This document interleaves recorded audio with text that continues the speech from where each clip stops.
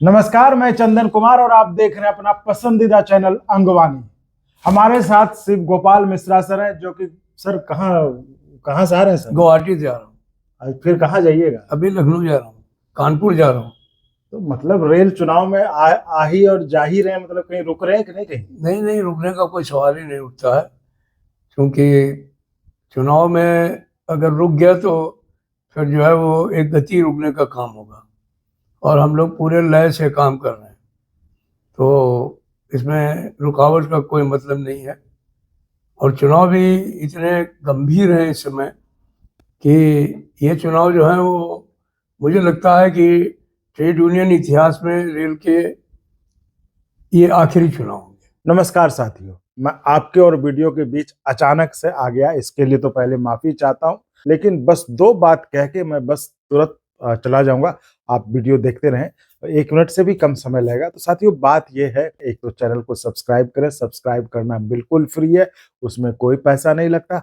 और आगे आपको लगता है अगर संभव हो तो आप चैनल को ज्वाइन करके चैनल को आगे बढ़ाइए, चैनल को मजबूती प्रदान करिए, चैनल को जो रिसोर्स, जो संसाधनों की जरूरत होती है उसको उससे निपटने में आप चैनल को ज्वाइन करके आप मदद कर सकते हैं। ज्वाइन, एक तो आप चैनल खोलेंगे, वहां पे सब्सक्राइब के बगल में ज्वाइन का ऑप्शन होगा, या फिर डिस्क्रिप्शन में पहला ही लिंक है ज्वाइन।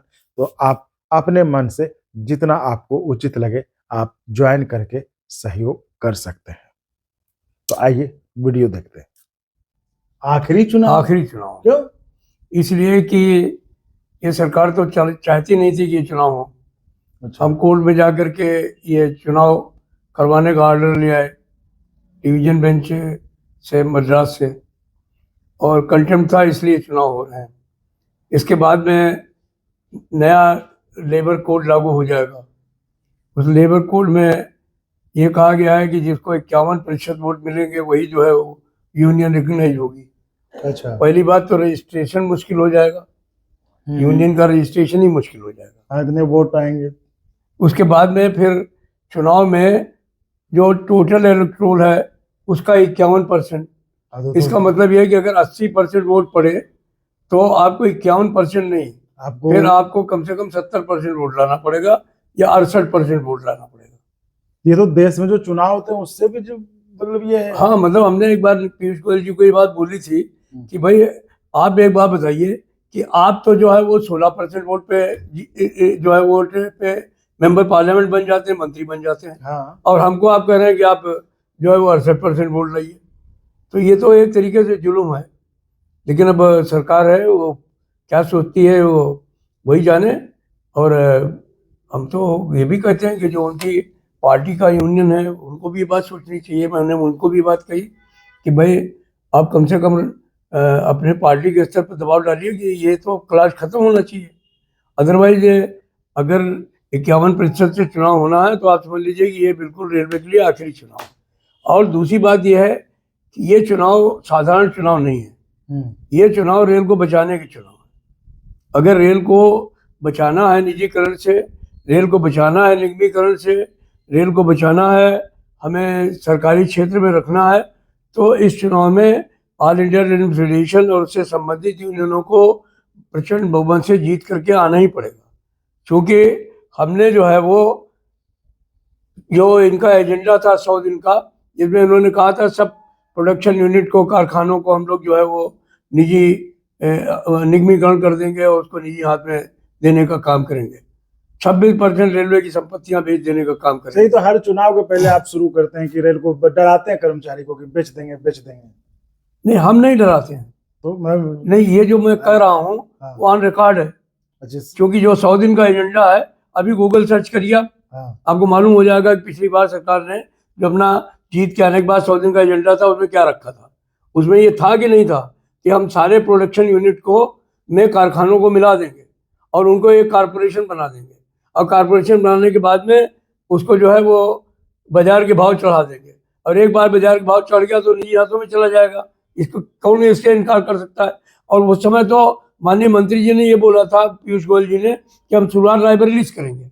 हमने उनसे ये भी कहा था जहाँ ये उनका अपराध है, क्योंकि रायबरेली का कारखाना जो है 1900 आदमी 2000 कोच बनाता है, एक आदमी एक कोच से ज़्यादा बनाता है। तो ये जो अच्छा काम करने का आप उनको जो है इनाम देंगे, उनको आप निगम बनाने के बाद में, तो ये मैं डरा नहीं रहा हूँ, ये ऑन रिकॉर्ड है, समझे कि नहीं। 26% रेल की संपत्तियां बेची जाएंगी, ये ऑन रिकॉर्ड है। पार्लियामेंट के अंदर बयान था बहन निर्मला सीतारमण का, और हर जगह ऑन रिकॉर्ड है। तो ये शिव गोपाल मिश्रा की वाणी नहीं है, समझे कि नहीं, जो अंगवाणी पे जा रही है। ये जो है वो जो उन्होंने कहा था वो मैं वो बात कर रहा हूँ, ये ऑन रिकॉर्ड है सारी चीजें, लेकिन वो कर कुछ नहीं पाए, सिर्फ इसलिए कि हम है ना गोली खाने के लिए। जिस दिन ऐसा करेंगे उस दिन हमारे लोग गोलियां खाएंगे, लेकिन ये सब काम नहीं करने देंगे सरकार को। तो आप कह रहे हैं कि जो रेलवे का निजीकरण होना था वो हो गया रहा था अगर एआरएफ नहीं होता। अगर रेलवे को निजीकरण से किसी ने बचाया है तो ऑल इंडिया रेलवे फेडरेशन ने बचाया है, और उनकी संबंधित यूनियन ने बचाया है, हमारे साथियों ने बचाया है, जो कि अटूट विश्वास है जिनको एआरएफ पे, जो ये जानते हैं कि लड़ सकता है, संघर्ष कर सकता है, रेल को बचा सकता है, तो सिर्फ और सिर्फ ऑल इंडिया रेलवे फेडरेशन बचा सकता है। सर आप तो एकदम सरकार पे एकदम फायर हैं अब, लेकिन लोग कहते हैं कि आप तो सरकार के जैसे यूपीएस में हुआ था। नहीं, वो जो सरकारी लोग हैं वो ये बात बोलते हैं। सरकारी लोग जो हैं, जो किसी न किसी पॉलिटिकल पार्टी के कोख से पैदा हुए हैं, कुछ तो ऐसे भी सरकारी हैं कि उनका सरकार रहे ना रहे, जो सरकार रहती है उसी सरकार के वो पिछलग्गू हो जाते हैं, समझे कि नहीं। हम लोग तो उनमें है नहीं, समझे कि नहीं। सरकार अच्छा काम करेगी, हम उसकी तारीफ करेंगे। अश्विनी वैष्णव ने कहा कि हम अपने कारखानों को, अगर हमारे पास में मैन पावर है, हमारे पास में जो है वो मटेरियल है, हमारे पास मशीन्स हैं, तो हम अपने लोगों को मोटिवेट करेंगे, और मोटिवेट करके हम ऐसा प्रोडक्शन बनाएंगे जो सिर्फ देश में ही नहीं, जो विदेशों में भी जो है वो एक्सपोर्ट किया जा सके। तो आई एम हैप्पी, हमने उनको कहा कि अगर आप ऐसा करोगे तो हम आपका समर्थन करेंगे, क्योंकि हम लोगों का मतलब सिर्फ रेल और रेलवे मैन से है, हमारी कोई और राजनीति नहीं है। उनकी राजनीति है, चूंकि वो राजनीति पार्टी की कोख से पैदा हुए हैं, तो इसलिए वो जो मर्जी हो बोले, हमारा उनसे कुछ लेना देना नहीं। तो सर रेल चुनाव जो होने हैं और इसको लेके मतलब दिख रहा है कि जिस तरह की दोनों तरफ से गर्मा गर्मी और खूब प्रचार चल रहा है, और देखते हैं कि आप एक दिन लाइव भी आए और लाइव आके भी आप जो है बोले कि इस तरह के अफवाह फैलाए जा रहे हैं, ये भी खूब चल रहा है। ये चुनाव के देश के चुनाव से कम नहीं लग रहा है, मतलब काफी इस बार देश के चुनाव में, राजनीतिक चुनाव में चंदन ये सब चीजें होती हैं। मैं जानता हूं कि इस देश में ऐसी पार्टियां हैं जिनमें कि कनफुसकी आंदोलन चलते हैं, जहां पर एक ऐसा विंग बना करके रखते हैं कि लोगों को बदनाम करो, लोगों के ऊपर झूठे आक्षेप लगाओ, फर्जी डॉक्यूमेंट जारी करो, तो इंजीनियर करते हैं। वो पार्टी को भी मैं जानता हूं, उनके परिवार को भी जानता हूं, और वो ये जो सब करते हैं वही काम वो लोग जो है वो रेलवे के चुनाव में कर रहे हैं। अरे भाई, राजनीति में करते हो तो चलो ठीक है। सीबीआई आई कि नहीं आपके यहाँ? अभी सीबीआई कहाँ, जब सीबीआई ईडी कुछ आएगा नहीं, लेकिन जब भी चुनाव आता है तो ये सीबीआई ईडी फलना ढिकना सब भेज देते हैं, समझे कि नहीं।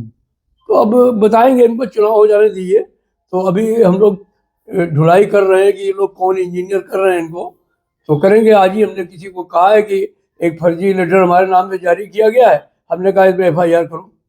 सर एक चीज, चूंकि मैं जानना होगा अभी आपको फिर जाना है लखनऊ, जैसा कि सर ने बताया, और समय चलते चलते सर एक सवाल, इस बार जो है रेल का तो चलिए ठीक है, लेकिन जो अन्य कर्मचारी हैं सरकार के, अन्य कर्मचारी, उनको भी मतलब बड़ा रेल चुनाव पे वो नजर बनाए हुए कि इस बार क्या होता है, तो शिव गोपाल जी कितने आश्वस्त हैं इस बार? देखिए, जहाँ तक आश्वस्त का मामला है, मैं पूरे हिंदुस्तान का करीब करीब एक राउंड कर चुका हूँ, और मैं आपको ये बात कह सकता हूँ, जो मेरे अंदर विश्वास जगा है लोगों के बीच में जाने के बाद में, बच्चों से मिलने के बाद में, युवा शक्ति, महिला शक्ति, और लोग जिस तरीके से जुड़ रहे हैं, जिस तरीके से हम लोगों के साथ में वो उनका बॉन्ड दिखाई पड़ रहा है, मुझे लगता है कि हम लोग सारे 17 जीवन जोनों में रिकॉग्नाइज होंगे। और 2 प्रोडक्शन यूनिट में हम चुनाव लड़ रहे हैं, वहाँ पर भी हम जीत करके आएंगे। और एक बार 2007 में हम लोग जो है वो 9 जोन में सिंगल यूनियन आए थे, अब की बार मुझे लगता है कि हम लोग 10 जोन में आने वाले हैं। तो ये थी हमारी खास बातचीत शिव गोपाल सर से, जो कि शुरुआत ही चर्चा हमने की, जो कि अभी आए हैं गुवाहाटी से, फिर जाएंगे लखनऊ, फिर कानपुर, फिर इसी तरह प्रोग्राम लगा था। इसी बीच हमने इनसे संपर्क कर ये जानने की कोशिश करी कि आखिर रेल चुनाव में चल क्या रहा है, और रेल चुनाव में इतनी जो गहमा गहमी हर तरफ से, और जो आप सर ने भी बताया कि अफवाह और पोस्टरबाजी वगैरह चल रहा है, तो उसको लेकर ये चुनाव काफी रोचक हो चुका है। और उस पर इनका कहना है इस बार अगर रेल वाले नहीं जगे तो शायद ये आखिरी चुनाव होगा। तो इस पे हमें तो कुछ नहीं करना, लेकिन आप रेल वाले हैं, आप सोचिए आपको क्या करना है। बहुत बहुत धन्यवाद सर। और साथियों, आप इसी तरह चैनल को लाइक शेयर सब्सक्राइब करते रहें, और संभव हो तो ज्वाइन भी करिएगा, जिससे हमें आपके लिए और गुणवत्तापूर्ण कंटेंट के निर्माण में मदद मिले। धन्यवाद।